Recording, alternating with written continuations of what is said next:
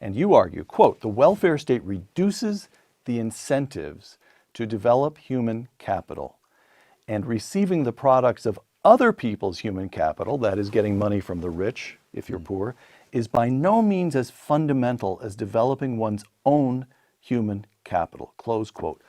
What is human capital, and why does the welfare state suppress the incentives to develop it? Well, human capital is the ability to create the material things that constitute wealth. People have been puzzled by the fact for a long time that after a major war with huge destruction, once peace is restored, the economy gets restored often in a very few years.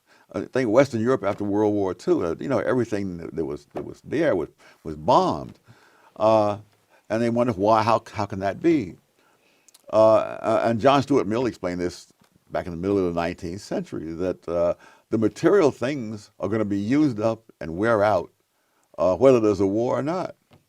And so it's really the ability to reproduce, to operate those things, to maintain them, and then reproduce them was necessary. That's the real wealth. And so when you destroy the physical wealth, you really haven't done as much as if you destroyed the human capital. A classic example, in the 1970s, Uganda decided that the Gujaratis from India were just too wealthy and controlled too much of the economy. They sent them out and they wouldn't let them take their wealth with them. And so the Gujaratis arrived, mostly in England, destitute. And the Ugandan government has taken over all this material stuff. Over a period of a relatively few years, the Gujaratis were prosperous in England and the Ugandan economy collapsed because they didn't have people who could do what the Gujaratis were doing. And so they no longer had the same production. It's also one of the problems with trying to finance things by confiscating the wealth of the wealthy. All you can confiscate is the material wealth. You cannot confiscate the human capital. So the true wealth, the enduring wealth, the wealth that leads to wealth in the material world is between people's ears. Absolutely. And why does the welfare state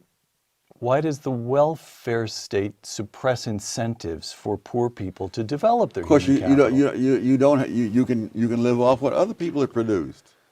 And it's not just the welfare state. It's true among nations. Spain, for example, during its heyday in the 16th, 17th century, it received gold and silver literally by the ton, something like 200 tons of gold. If you can imagine, gold is normally measured in ounces. So they get 200 tons of it from the Western Hemisphere colonies. They get, I think, some 1,800 or something, 1,000 ounces of silver. And so Spain didn't have to develop its human capital, and it didn't.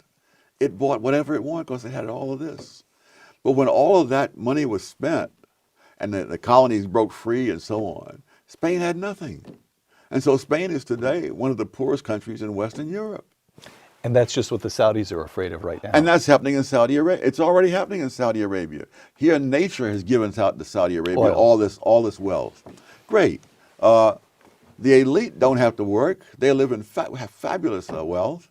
The ordinary Saudi doesn't have to do very much because the government subsidizes his housing, it subsidizes all kinds of things. And so over half the people in Saudi Arabia are foreigners who are in the Saudi workforce. And so they don't have to develop any human capital. If you go back some centuries earlier, when the Middle East was really one of the most advanced parts of the world, they hadn't yet discovered uses for petroleum. And so they had to work for everything, and they worked for it, and that was the period where we get the great scholarship. That's right. That's right. Because they're okay. All right.